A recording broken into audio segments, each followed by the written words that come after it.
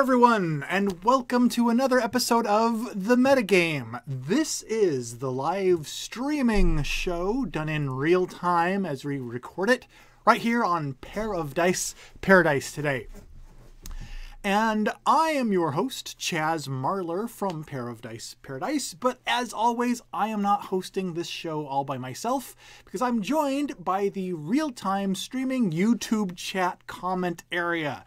So what we're going to be doing today is we are going to be having a discussion with the chat to talk about legacy games. And I'm going to get into what legacy games are all about and all of that good stuff. And we'll have a discussion on that topic.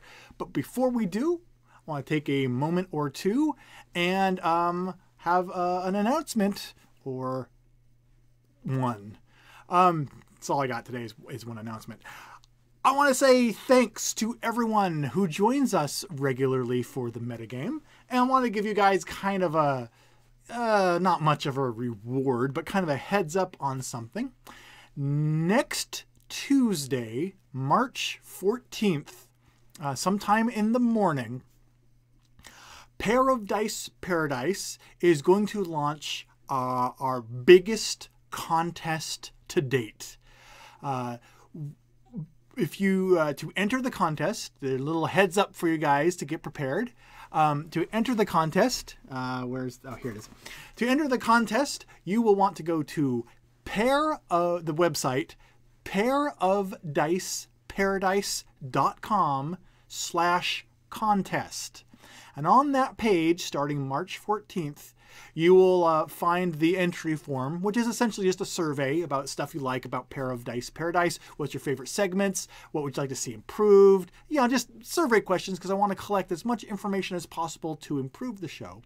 But everyone who shares, tweets, and fills out the survey will be entered to win the grand prize for the contest. And what is that grand prize? Well, I can't tell you yet, but go to pairofdiceparadise.com/contest starting Tuesday, March 14th, 2017, and you'll find all the information about how to enter, the prize information, and like I said, it's the biggest contest that Pair of Dice Paradise has done to date. So I think you guys are gonna enjoy it. I'm really excited about it.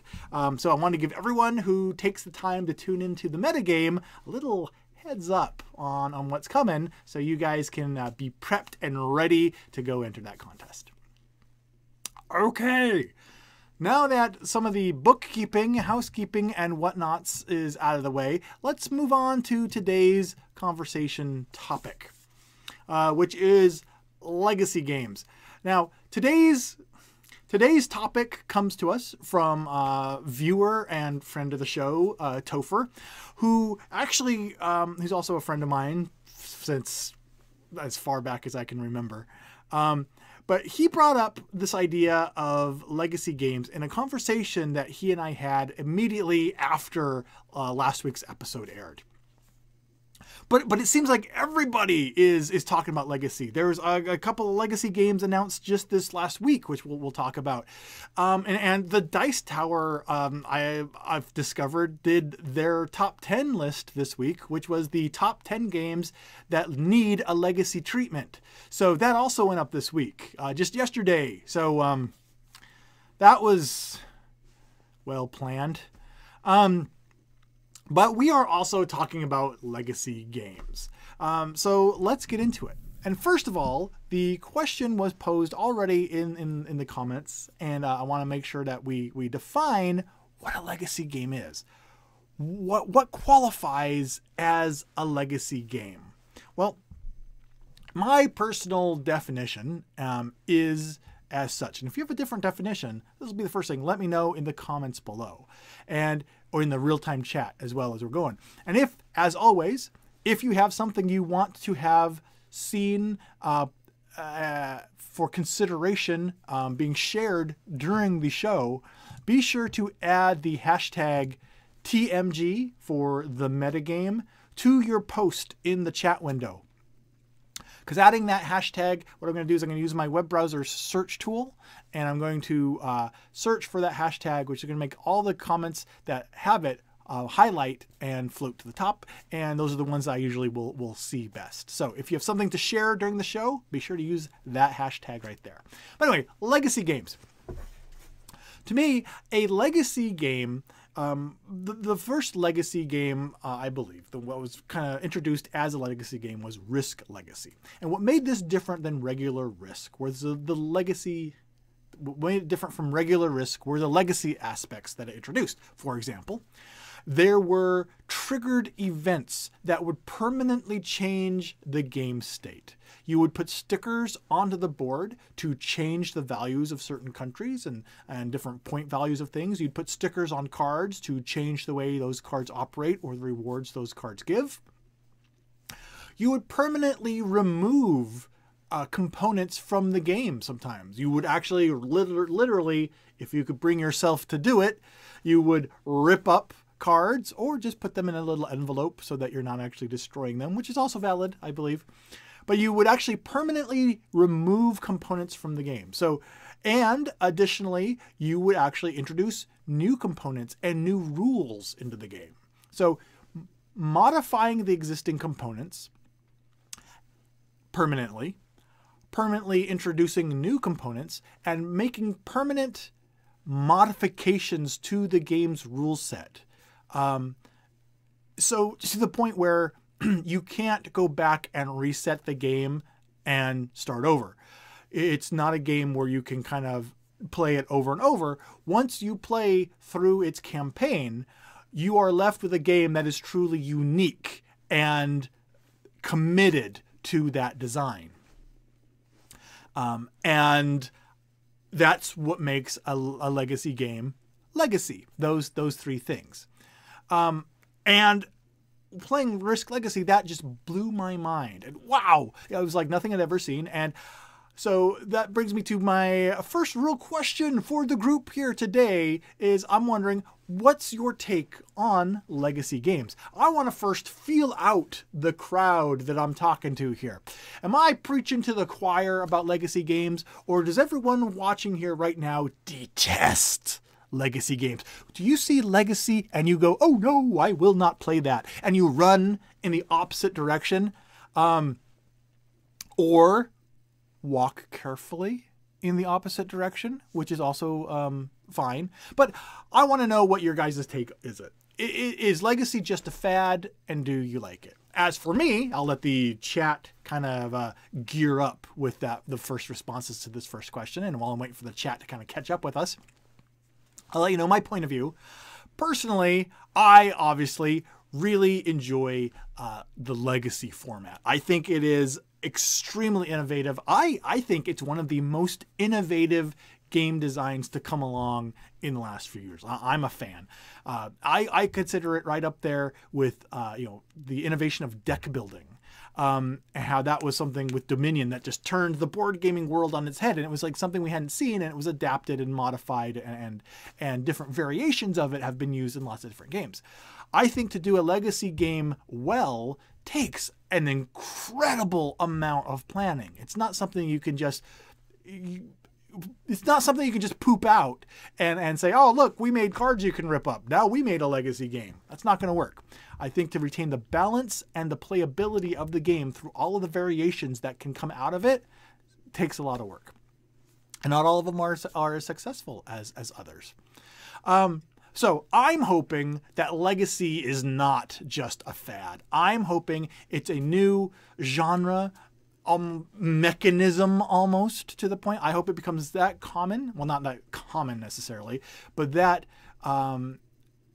non-fad-like, that it sticks around, that it becomes a standard viable game format. But let me pop over to the comment land. Let's catch up on our comments, see what the comments that were posted before the show, and see what you guys think. Legacy games, do you love them, or do you super love them? And do you think they're a fad or not? Let's go over to the chat. Hello, chat. All right, let me refresh my search here for the TMG hashtag. Looks like we've got 22 comments already, so I'm going to try and churn through these quickly to, like I said, catch up where we are. But let's do a few minutes of comment speaking. Brian starts us off. It looks like this was before the show started, so he's got kind of a cluster of 3 comments here. Brian eases us into the show by saying that, you know what? It's easy to make a quote-unquote legacy game. All you got to do is include 2- and 3-year-olds and watch as components get damaged and destroyed, changed, etc. So then it's certainly different the next time you play it. Absolutely a good point, Brian. I remember introducing Settlers of Catan to my nephew when he was unfortunately a little too young to appreciate games like Settlers of Catan.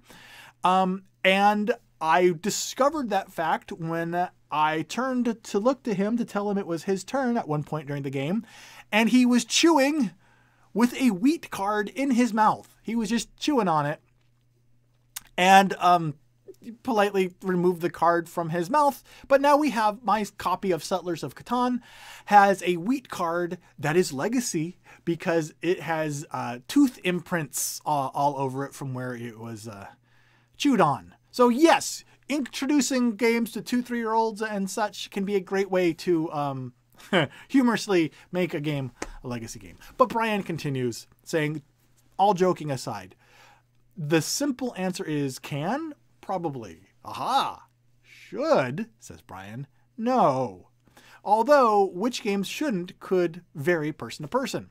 You know, does Magic the Gathering count as a legacy game if you play with the Chaos Confetti card, which I think is Chaos Orb, where it says you drop this card from 12 inches off the table, and any card that it touches, once it lands on the table, is removed from play. And there's a famous story of someone in a tournament took their Chaos Orb, ripped it into confetti, and sprinkled it onto all the players' cards. And it was every card that it was touching was removed from play. And I believe that in that tournament, the judges ruled that, yeah, that was legal. And he got away with it. So... See, there's lots of different ways. Whether you think that that qualifies as legacy or not is up to the individual person. But let's continue on, see some other examples and such. Todd just pops in to say for what something we'll be talking about, which was introduced in the title of the episode, and we'll come back to in a bit. But Todd just mentions if he had to choose a game to be a legacy game, he would choose Battlestar Galactica, which I think is going to be a very popular choice, actually, Todd. I agree with you. I think that there's a lot of potential there for a really good, deep political legacy type game that just, the baggage that you could carry from game to game could be actually really, really exciting. Okay.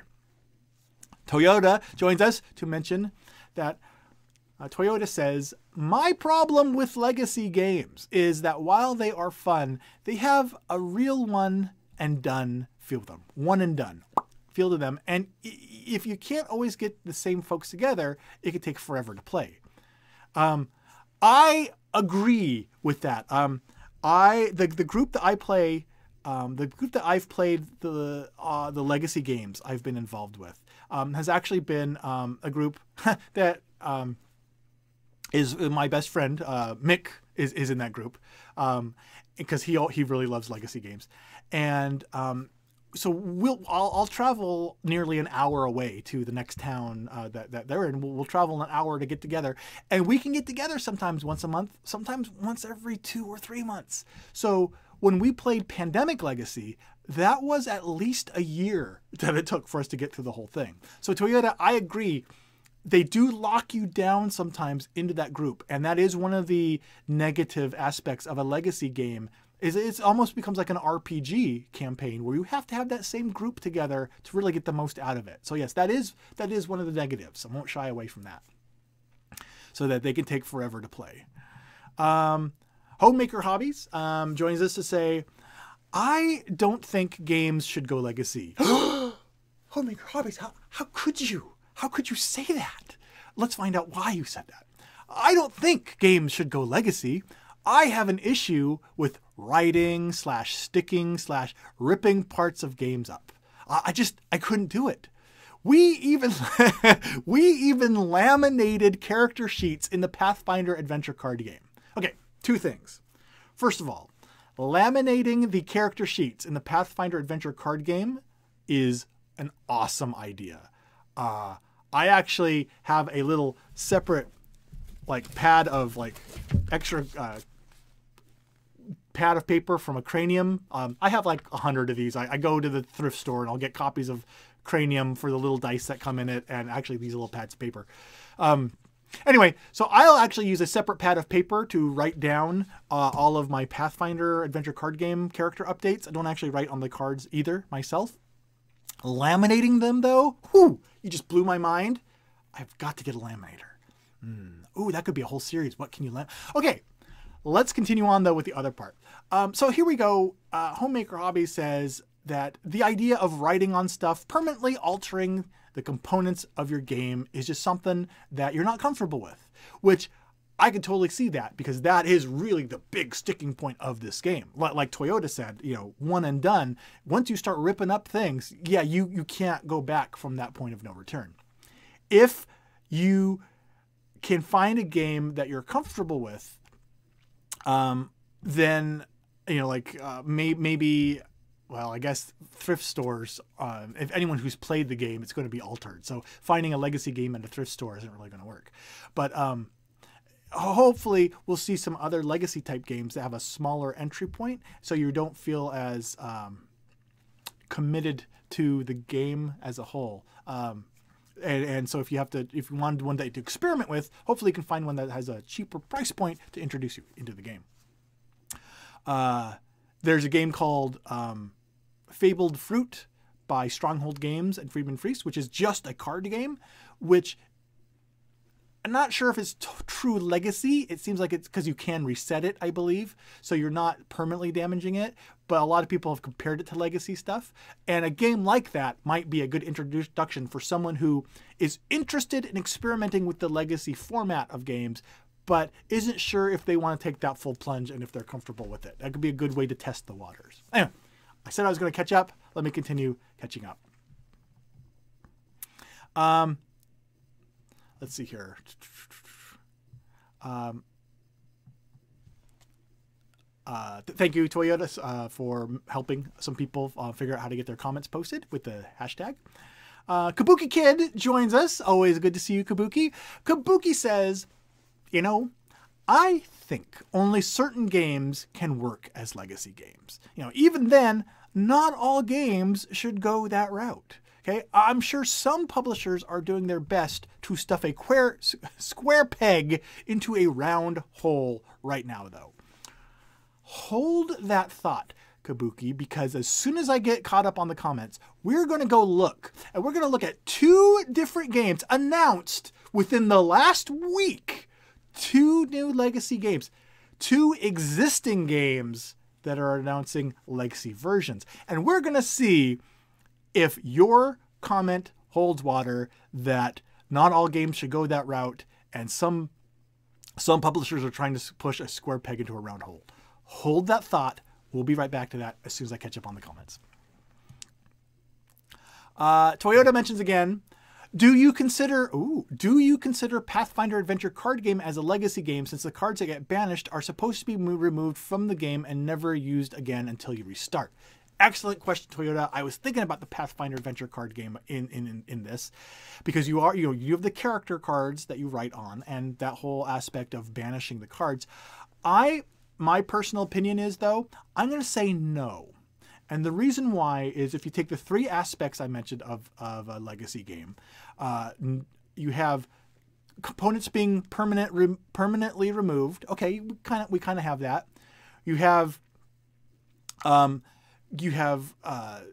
things being altered, and you do have the character cards that you could be writing on. Personally, I see those more as character sheets in a way, and the character cards are the only thing that's being permanently modified. If the locations in the game were being permanently modified, that would push me over that edge to say legacy. But since it's just the character cards, which are essentially character sheets, And then also there was introducing new rules, and there's nothing that really modifies the rules once you get going. in saying like adding stickers to the rule book or actually putting stickers on the cards and actually changing the mechanisms of these components. So personally speaking, I wouldn't consider the Pathfinder adventure card game to be a legacy game. I would consider it to be, of all the games, if you were to put them like close, it would be one of the closer ones, sure, but I don't think it crosses that line. And again, that's just my own personal opinion. But let's continue on to the opinion of someone else, to the next comments here. We'll go through about, it looks like 7 or 8 more, then we'll go back to the chat. Kabuki mentions, too many people don't understand what legacy means, and they think it simply means that a game cannot be replayed, like Time Stories. Time Stories, says Kabuki, is not a legacy game. It's a strong opinion. That is a very strong opinion there. And I gotta tell you, Kabuki, I agree. I agree with you. Time Stories, yes, that is also not a legacy game for the exact same reasons why I mentioned for the Pathfinder adventure card game. Hope I didn't freak you out there with that little twist-a-rooney. Thought I was going in one direction, but whoop, moved in the other direction. But it's what happens when you have pre-sweetened cereal for breakfast. Okay, Toyota mentions... Toyota gives us some continuity in this episode by simply stating microwave. There. Since Trevin hasn't said it yet, microwave. There we go. So, yes, the ongoing saga. No new news on that front yet. So let's continue. Dan Hughes, who it's always nice to see you popping up here. Dan mentions legacy games only really work for consistent and regular groups. I agree. Many, including me, don't have that. I play with different people each week, and therefore they just don't get played. Yeah, that is absolutely one of the downsides of the legacy, like we've mentioned. So that's interesting that the second person in this group, in this chat, to mention that. So perhaps that is a larger aspect, a larger negative, has a larger impact on legacy games than I was thinking. I know some games coming up are trying, some of the legacy games that are coming up are trying to allow the legacy mechanisms to unfold, but allowing the game not to be locked down to the same group. I know people are experimenting with that, so we'll see how that goes.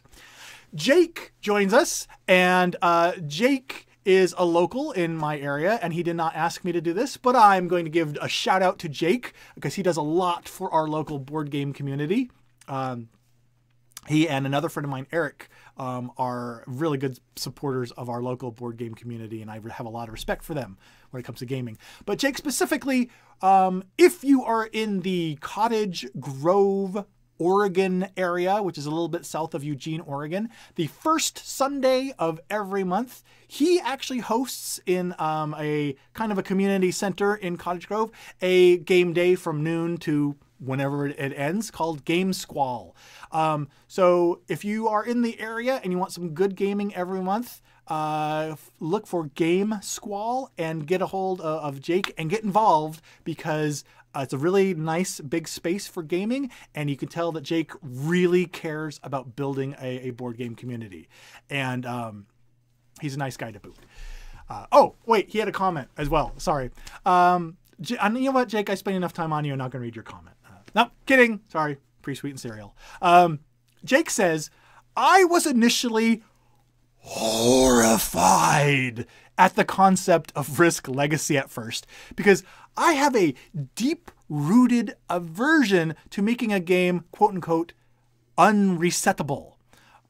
But, he continues, but it turned out to be really cool, so I'm in. Cool. I'm glad that actually that you posted that comment, because that goes right along with what Homemaker Hobbies was saying. Now, I'm not saying that you have to get, I'm not saying everyone should try it, and it's not for everyone, obviously. But I'm hoping that everyone who's curious about it does get the opportunity to try a legacy format. I mean, especially those who are trepidatious about destroying components and stuff. Because personally speaking, like I said, it was such a unique experience. I'm really glad that I was introduced to it, because it's become a favorite format of mine to experiment with. Okay, but let's get through the rest of these comments before we go to the next item. Stefan joins us to mention, I wonder how well actual quote-unquote hard Euros can be done with legacy aspects, to the fact that it often needs to be very fiddlily balanced, plus how much of a runaway leader problem is there? Oh, Stefan, that is an excellent point. That's one of the things I was wondering. Does the legacy format need to be geared more towards a Ameritrash style game, which is more based on luck and swinginess? Whereas, like you said, hard Euros usually are very well, a game that is very finely tuned in its balance and its mechanisms. If you go modifying that, is it going to break the game? I kind of agree with you that I think it's a lot easier. I think it's exponentially easier to make a more Ameritrash, luck-driven, dice-rolling type of game, story-driven game into a legacy environment than a very finely tuned hardcore Euro. However, I know Seafall attempted that, which we'll maybe get to in later. We'll get time. I would love to see a finely tuned hard Euro pull it off, because I think the possibilities there, especially having two of them side by side afterwards, would be fascinating to see what changes they could make while retaining that balance. So, Stefan, I agree with you. I think that is one of the major obstacles to developing legacy games, especially Euro ones.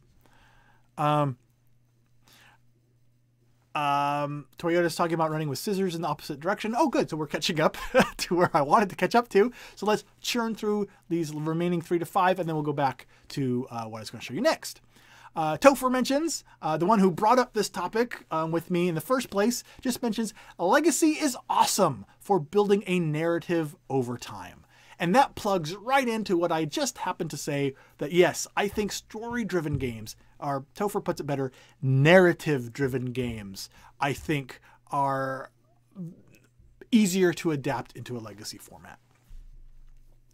Jerome mentions, a legacy game needs to be distinguished from a campaign game. Very good point.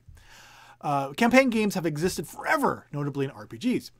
In Jerome's opinion, it needs to be reset. It needs to reset some stuff between the games, like the diseases disappearing and stuff like that. That is true. You definitely do need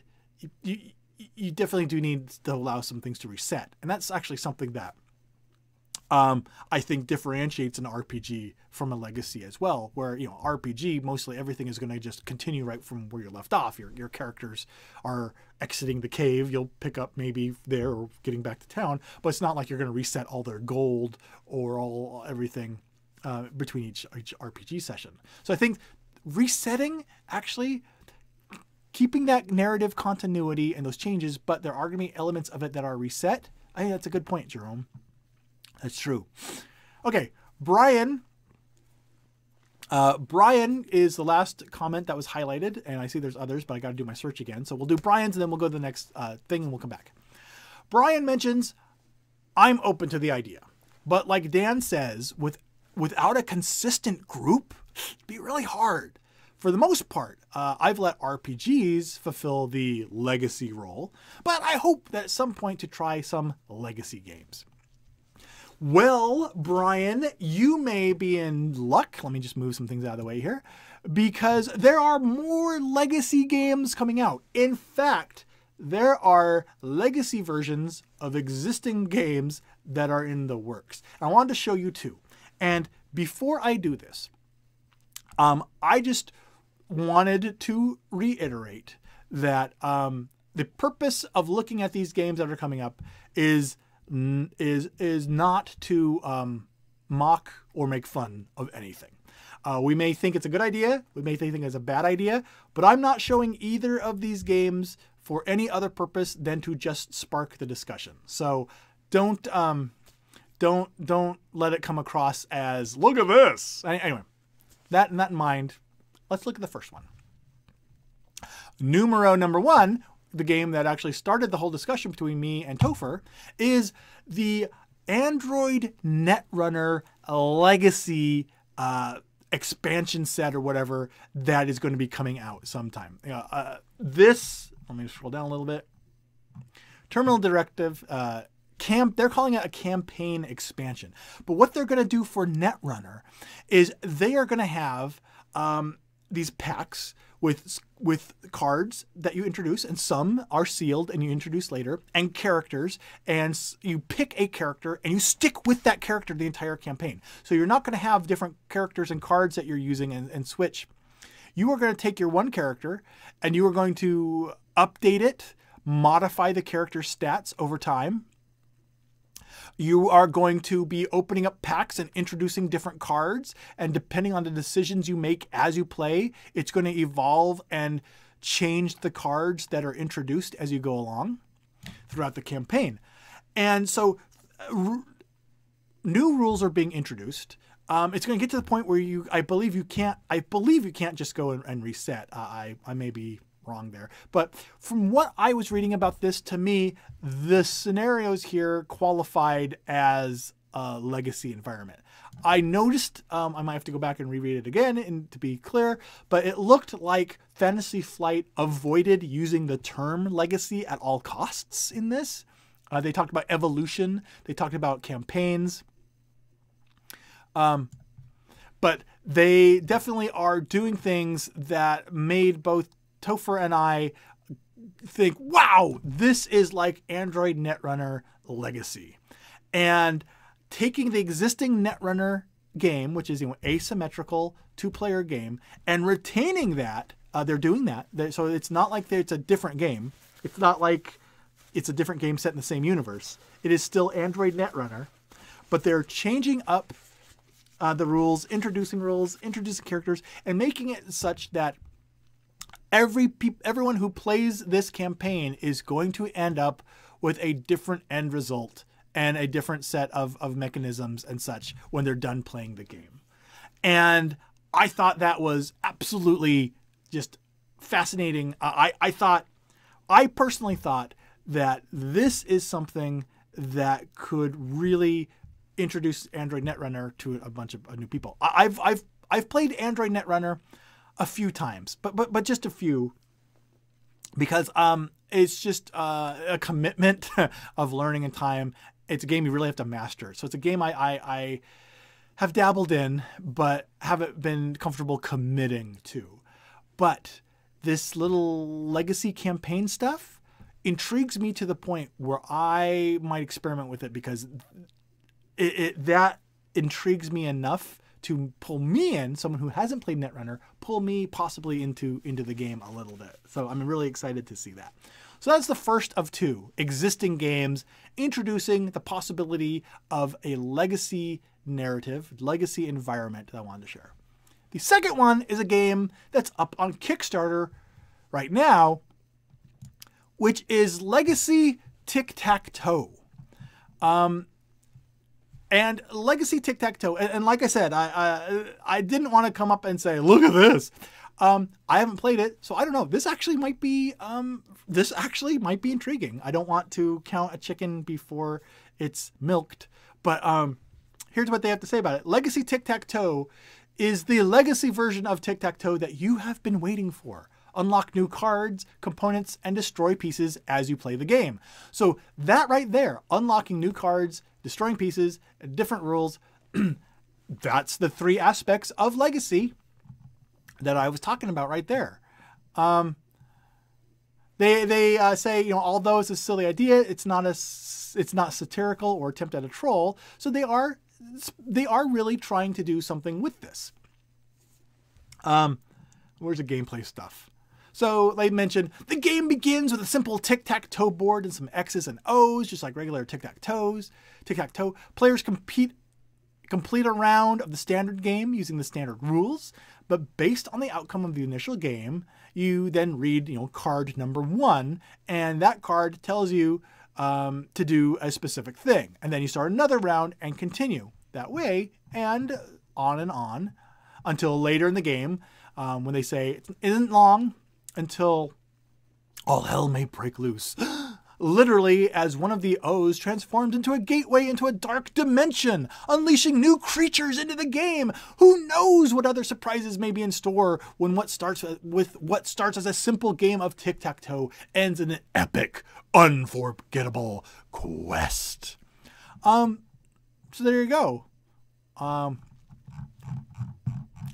Legacy Tic Tac Toe on Kickstarter. How long does this Kickstarter go? It has 41 more days as of the time of this recording, so there's time to check that out. Now, here is what I thought was interesting about this. Here's two proposed legacy versions of existing games, and it made me wonder if that was one of the things that makes a legacy game good, because Pandemic Legacy and Risk Legacy have been very well received. Seafall, not so much. Some people enjoy it. My game group did not. And some people have wondered if it is the fact that Seafall was not based on an existing game. Seafall, the core game itself, was an original game, whereas Risk Legacy and Pandemic Legacy were just based on those other games and then evolved them, like Tic-Tac-Toe.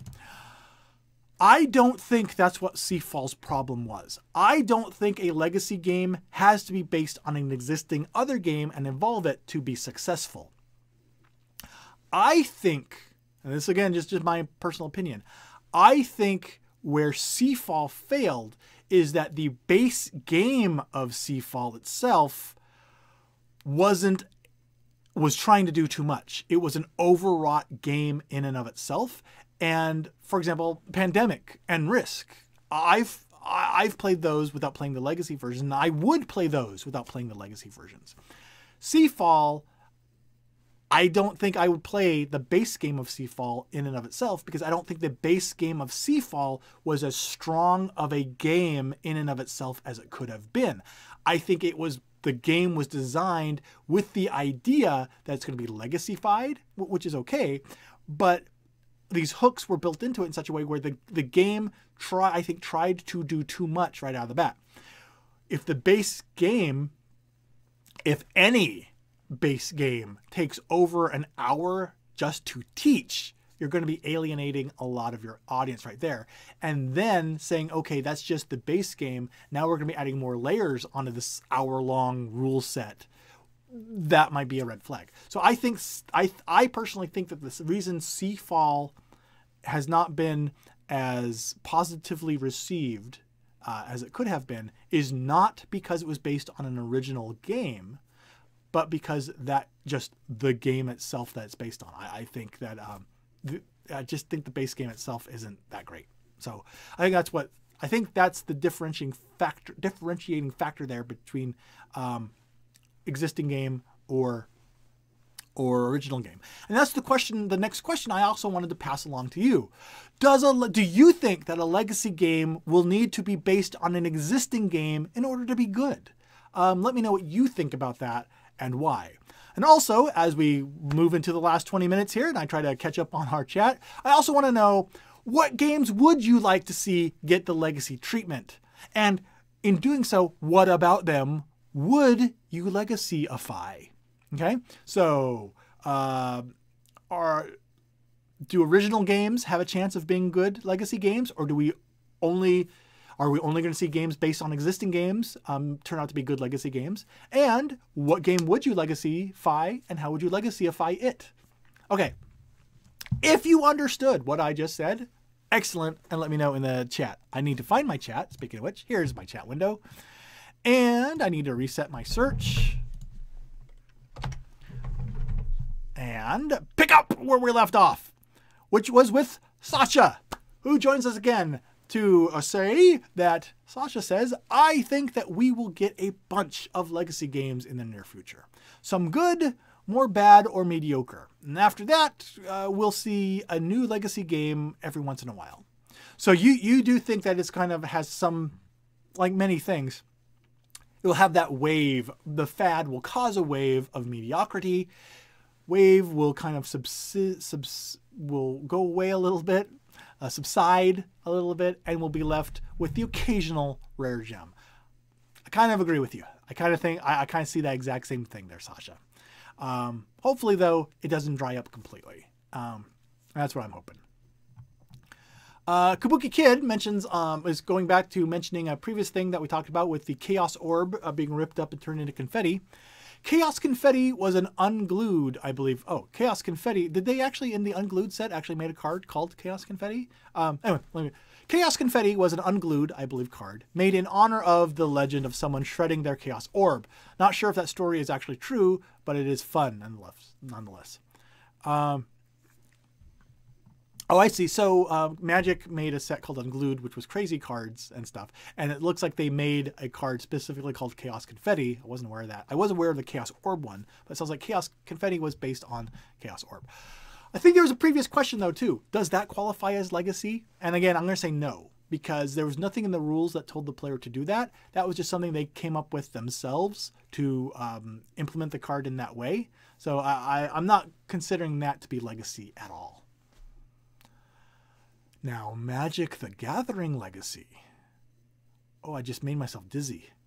Maybe that's the pre-screen cereal wearing off, though. But Magic the Gathering Legacy, oh boy. I would just have to give them my PIN number for that. Let's continue on. Mary joins us to say, I don't mind permanent changes to the game, but if Legacy games increase the complexity from session to session, then I'm definitely out. So far, I'm not a fan. Oh, now that is a very good point. Legacy games, yes, by their nature, adding, modifying rules, yes, I believe they will increase the complexity of the game. How much they increase the complexity? I think that Pandemic Legacy increased the complexity much more than Risk Legacy did. Again, though, that's just my personal opinion. But yes, increases of complexity, that's a very good point, Mary. And that's definitely something to watch out for in them. Topher mentions, excuse me, I think that learn from scratch rules like Charterstone promises is something that even non-permanent change games could benefit from. Yes, Charterstone is an upcoming Legacy format game from Stonemaier Games coming out later this year. And they say that hopefully it's the opposite of Seafall. Whereas Seafall was rule book, page upon page upon page upon page upon page of rulebook, learning, complexity, ouch. Charterstone, they say, is designed to be able to play your first game right out of the box just by reading some little tutorial cards and whatnot and ease right into the game and then slowly evolve it as you play. Also, hopefully, reducing that complexity curve that Mary and others would be concerned about. We'll see if Charterstone can pull that off, but Stonemaier Games is definitely trying to go in the opposite direction in that respect than Seafall with Charterstone. So we'll hopefully that will work and work well. We'll see. Sacha mentions, I myself am a bit wary about Legacy games. You need the right group and regular meetings, and if you realize the game is not for you, it's usually too late to sell it again. It's a good point. I just mentioned you're probably never going to find a Legacy game in a thrift store, at least not one worth playing, because, yeah, once you make that first permanent change to it, you're not going to be able to sell it again. It's a very good point. Well, you're committed once you get it. Stefan continues the conversation saying, I get the feeling Risk and Pandemic worked because people going in had the idea of the base game that they would get. Here we go. Will you commit that much time to something that you don't know if you even like it yet? I've touched on that, and yeah, I think the performance of Charterstone versus Seafall will demonstrate your theory there, Stefan. Charterstone also being an original IP, but the way they want to introduce the game in the non rules, just getting into your first game out of the box, we'll see if that helps mitigate not knowing the idea behind the base game already. And I personally am really hoping it works. But yes, I think there is that stigma there. I think it can be pulled off, but I think it is a hurdle, that an advantage that games like Risk Legacy and Pandemic Legacy have, an advantage they have that the others don't. Hopefully they can get over that hurdle. Jake mentions, I don't think that D&D is a legacy game because you're not permanently changing the game itself. If you tore out pages from the rule book, though, yeah, sure. Absolutely agree. There is definitely that determining factor. A role-playing game, in my thinking, is not a legacy game for that exact reason there. And we mentioned that. So let's continue on there to Toyota's next comment, who is just wants to reiterate something that came up a little earlier in the show and just wants to confirm that, yes, laminators rock. And I have made so many add-ons for games using my own laminator. Kabuki says, yeah, I love my laminator. And then Toyota says laminators are great for extra game guides or player references for examples of the... Oh, yes. There's a website called the Esoteric Order of Gamers. They make amazing player aids, and they usually sometimes fit on one sheet. And yeah, having one of those laminated is fantastic. I am going to have to go... Next episode may be all about laminators for gamers. I'm not sure. I might have to do some research on that. We'll find out. But let's get off the laminator talk. You're making me want to go buy a laminator. So let's continue on to the next one, which gets us back talking about games. Okay. Kabuki mentions, I believe the new game Gloomhaven has elements in the campaign where it actually displays a ripped card image when you are to remove a card from the game, and some people actually rip them up.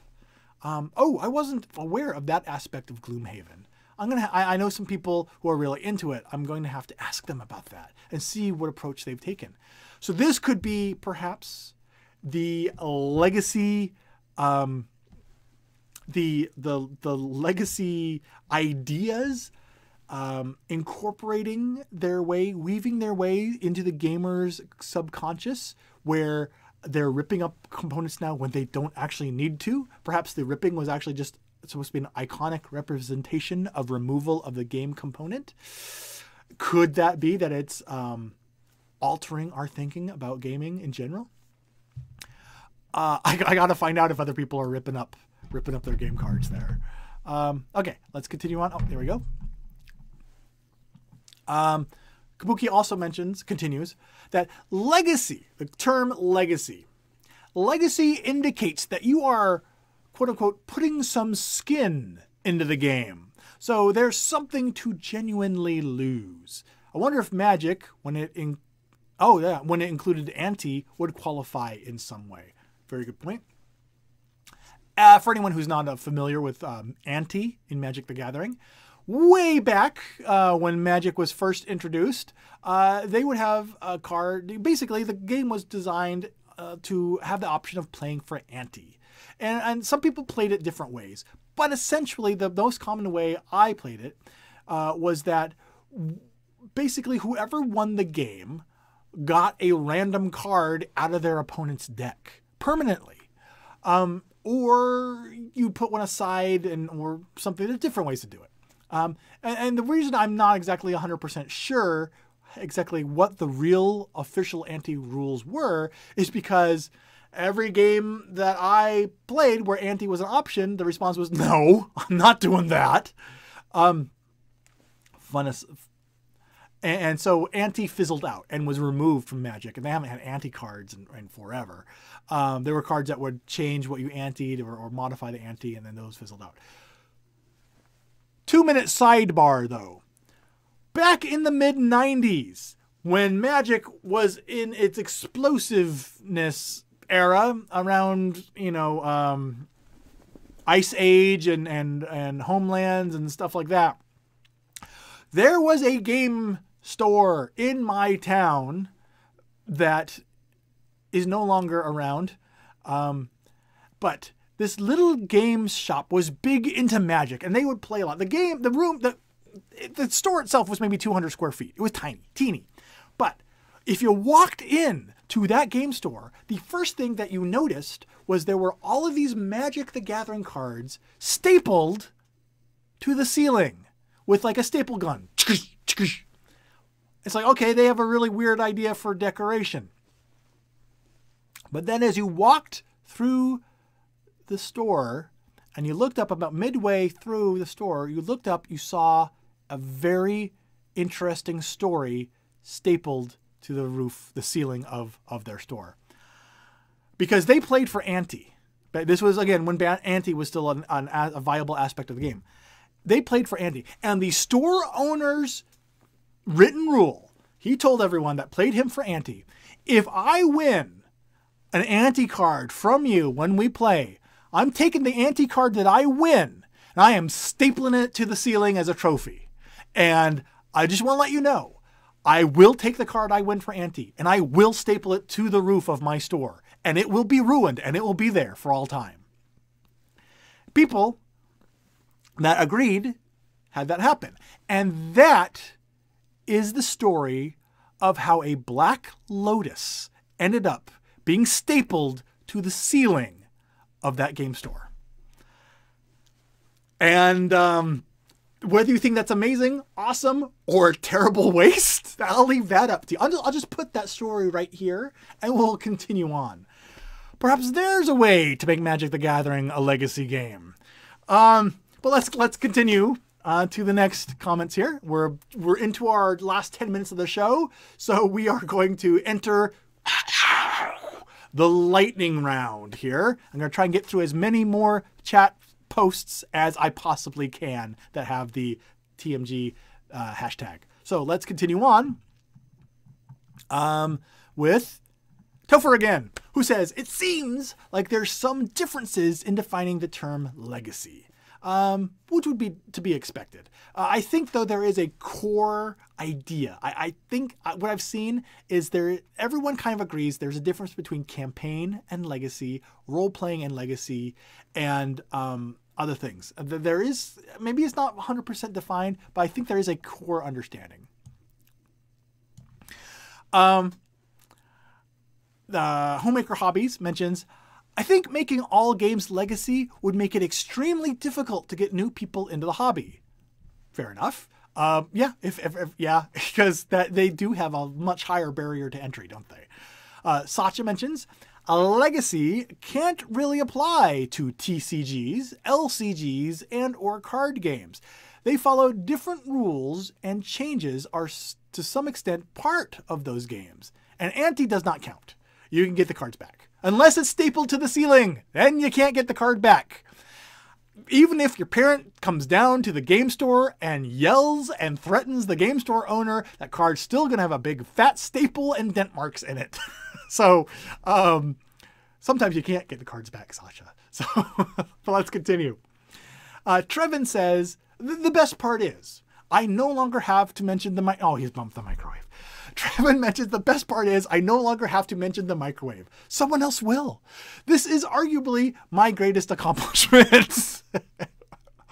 Where'd he go? Trevin? Well, it's Trevin's legacy, says Kabuki. So it's a circle. It all ties. Let's continue on. Microwave, legacy. Let's see. Oh, good. Here we go. Next batch. Oh, comments. Kabuki says that, getting us back on track, I know that Mike Fitzgerald has said that he's working on a legacy version of Mystery Rummy. Oh, I've heard that too. And I'm really excited to see that. Curious how that is going to work. Yes, I am too. I think Mike Fitzgerald goes to a lot of the big board game conventions, including like Dice Tower Con and stuff like that. So if you go to one of those conventions, not even the biggest ones, but some of the smaller ones, like, well, Dice Tower Con and stuff, Mike Fitzgerald is sometimes there. He's an amazing, nice guy. And he usually just sits down and plays. He's usually playing like a new version of Mystery Rummy or something he's experimenting with. So if you want to know more about the potential of legacy games with Mystery Rummy, if you go to one of these conventions and Mike Fitzgerald is there, maybe you'd be able to actually sit down and play a prototype with him, because that's what he does lots of times. And he's really cool. So anyway, little tip there. Mike Fitzgerald tip. I'm sorry, I'll continue back to the lightning round. Okay, lightning. Toyota mentions, Android Legacy. What's the point? It's an LCG, so Toyota thinks that it is pointless. Fair enough. Fair enough. I personally think that it's kind of like almost a small pseudo environment, kind of like when you do a sealed deck environment, it would seem to me.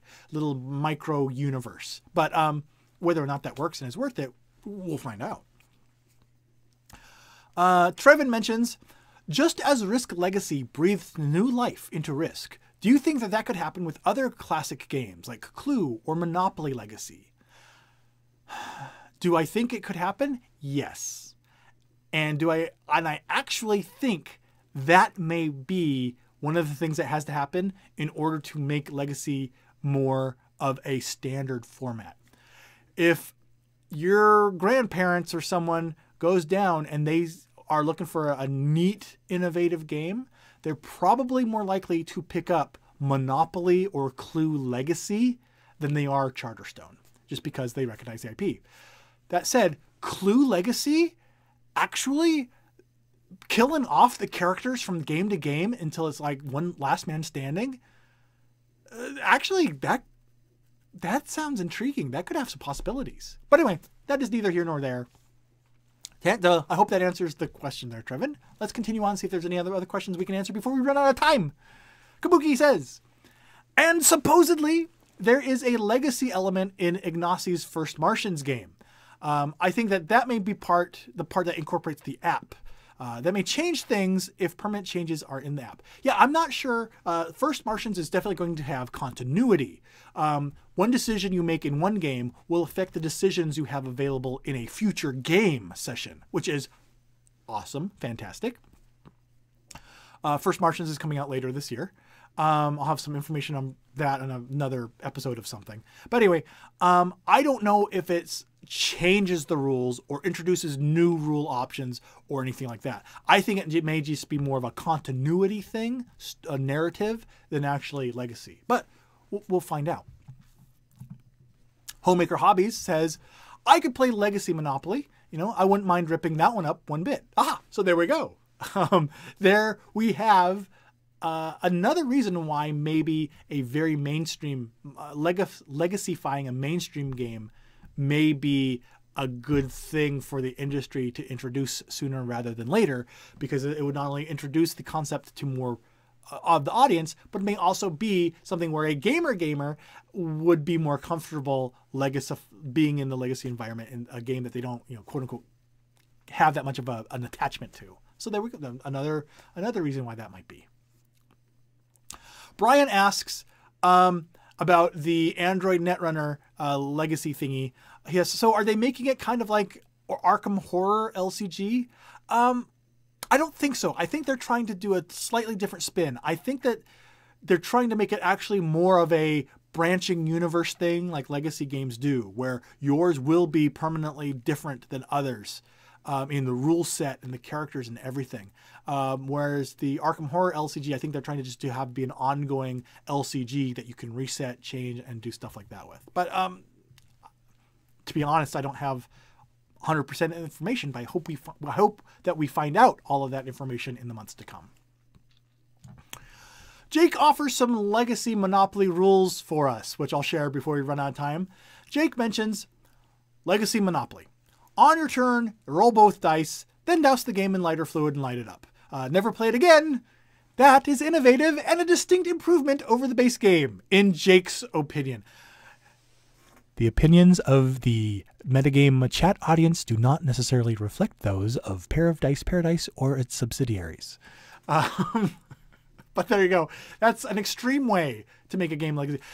We started off the show with, I believe it was Toyota's comment, forgive me if it was someone else, but we started off the show with a comment that someone felt their problem with legacy games was that a legacy game was a one and done scenario. And we'll end the episode by tying it all together with Jake's example of Legacy Monopoly, which truly, literally would be a one and done scenario. So there you go. For better or for worse, hopefully this episode went in a slightly, we had our own legacy, we changed the rules, and we branched off into our own little mini universe, and making the discussion be something a little bit different than the other discussions about legacy games that were introduced earlier this week.